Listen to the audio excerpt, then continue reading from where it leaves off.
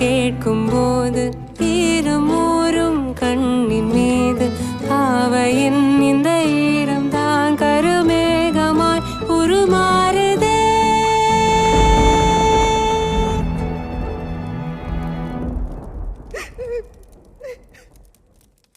காணல் ஆகுமோ காரிகை கனவு, தாகம் தீர்க்குமோ கோடையின் நிலவு, தொலைவிலே வெளிச்சம் தனிமையில் உருகும் மனிச்சம், கனவுதான் இதுவும் கலைந்திடும் என